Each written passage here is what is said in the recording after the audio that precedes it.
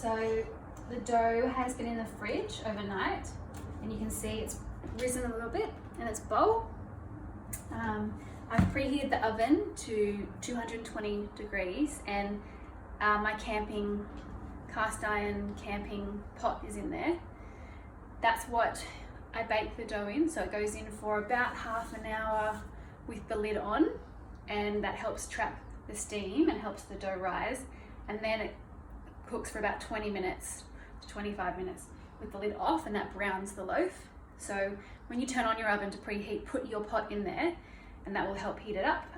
You can use, what else would they be called? Like, what do the Delaney's have? Any kind of heavy casserole, kind of cast iron pot. I'll send you a link. I'm sure you've got one. I just use the camping oven because we don't have one. Paul wouldn't let me buy one. So I'm just going to put a bit of flour on the top here, just so it doesn't stick to the greaseproof paper. This is one I've used for a previous bake that I just kept because it's reusing paper. So it's really easy, just put your palm on top and flip the proofing dish over. And there's your dough. I'm just going to sprinkle a little bit of flour on top. You don't necessarily need to put flour on top, but I do. And what we need to do, we need to score the loaf to let some of the steam out as it cooks. So I have here a Stanley knife blade. You can get actually professional kind of cooking blades. Knives might do, but they have to be super, super sharp. So an easy one to do is just right down the middle, or you can do across. If you Google sourdough scoring, you'll find like dozens and dozens of videos. I'm going to do one of my favorites. I'm going to go down the middle.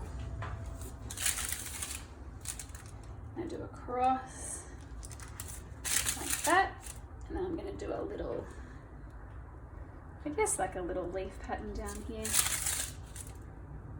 This is my olive loaf as well.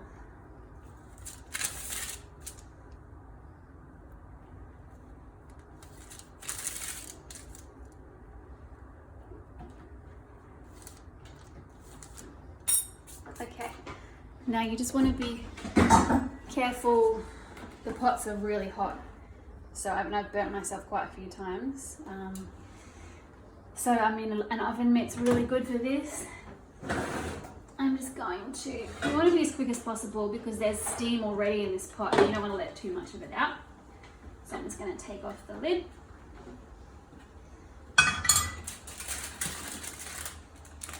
Put it in.